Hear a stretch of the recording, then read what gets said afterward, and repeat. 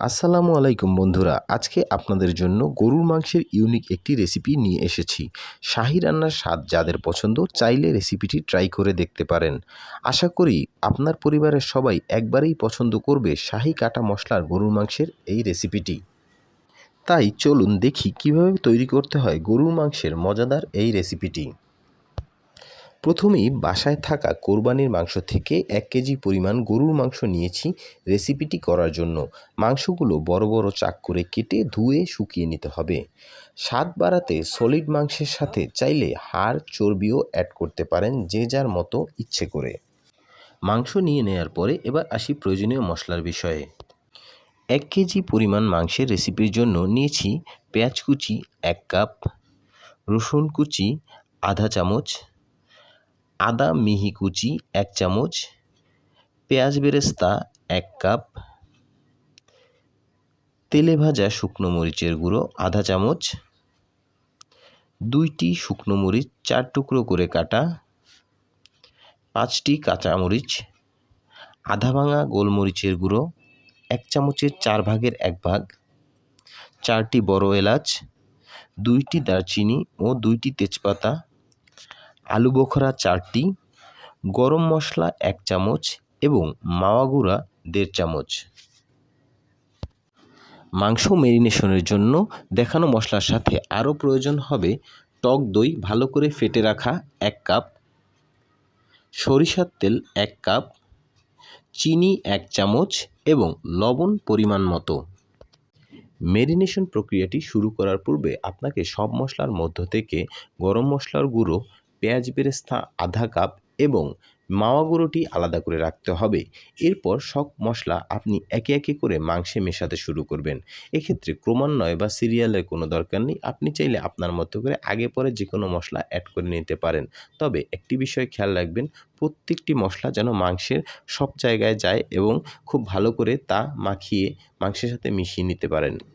স্বাদের সাথে স্বাস্থ্যকর এই রান্নায় যেহেতু আপনি কোনো ধরনের মরিচের গুঁড়ো বা হলুদের গুঁড়ো ব্যবহার করছেন না, সেক্ষেত্রে আপনাকে ব্যবহৃত সকল মশলাগুলো এমনভাবে মেশাতে হবে যেন আপনি খুব সহজেই তা মাংসের সাথে একেবারে ওতপ্রোতভাবে মিলিয়ে ফেলতে পারেন। যতবার আমি রান্নাটি করেছি আমি মশলা মেলানোর ক্ষেত্রে একটু নিজস্ব পদ্ধতি ব্যবহার করে থাকি, যে পদ্ধতি আপনারা চাইলে ব্যবহার করতে পারেন, তবে না চাইলে কোনো সমস্যা বা স্বাদের কোনো তারতম্য আসবে বলে আমার মনে হয় না। আমি একে একে করে মাংসের সব ধরনের মশলা মিলিয়ে নিয়েছি। আমার পদ্ধতি অনুযায়ী আমি 2 ভাগে বা 3 ভাগে মাংসটি ম্যারিনেশন প্রক্রিয়া কমপ্লিট করি। প্রথম ভাগে মিষ্টি জাতীয় চিনি, আলু বোখরা, পেঁয়াজ বেরেস্তা বাদ রেখে আমি অন্যান্য সব মশলা মিশিয়ে নিয়েছি। দিয়েছি টক দই এবং সরিষার তেলও। এরপর মাংসগুলোকে খুব ভালো করে মশলার সাথে মেলানোর জন্য হাত দিয়ে ভালো করে মেখে রেখে দিতে হবে 5 থেকে 10 মিনিট। এই প্রক্রিয়াটি খুব ভালোভাবে করতে হবে, কারণ আপনার এই প্রক্রিয়ার মাধ্যমেই মাংসের মোটামুটি 60 থেকে 70 ভাগ ম্যারিনেশন প্রক্রিয়া সম্পন্ন হয়ে যাবে আর মাংসগুলোতে একটি আলাদা টেক্সচার এনে দেবে।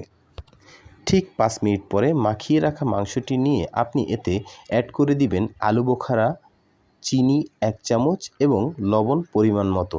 এরপর মাংসটিকে আবারও ভালো করে মেখে ঢেকে রেখে দিতে হবে 2 ঘন্টার জন্য ম্যারিনেশন প্রক্রিয়াটি পুরোপুরি সম্পূর্ণ হওয়ার জন্য।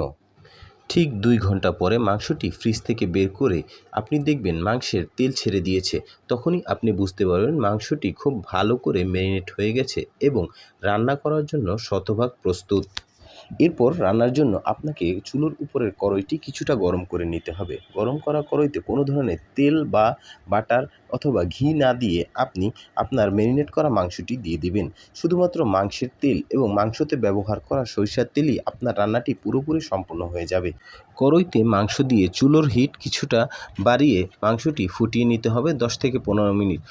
মাংস যখন ফুটতে শুরু করবে তখন এতে অ্যাড করতে হবে আধা লিটার পরিমাণে গরম পানি। গরম পানি দেওয়ার পর তা চুলোয় থাকা মাংসের সাথে নেড়েচেড়ে ভালো করে মিশিয়ে দিতে হবে। এক পর্যায়ে যখন ঝোলের একটি কালার চলে আসবে তখন মাংসটি ঢেকে মৃদু আঁচে রান্না করতে হবে ঠিক 1.5 থেকে 2 ঘন্টা। 2 ঘন্টা একটানা মৃদু আঁচে রান্নার পর মাংসটি এখন পুরোপুরি প্রস্তুত হয়ে গেছে।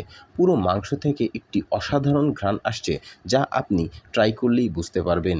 মাংস চুলা থেকে তুলে ফেলার 10-15 মিনিট পূর্বে আপনাকে করতে হবে সর্বশেষ কাজটি। এজন্য পূর্বে রেখে দেয়া গরম মশলার গুঁড়ো এবং মাও গুঁড়ো ছিটিয়ে দিতে হবে পুরো মাংসের উপরে। এরপর রান্না করতে হবে ঠিক 5 থেকে 10 মিনিট।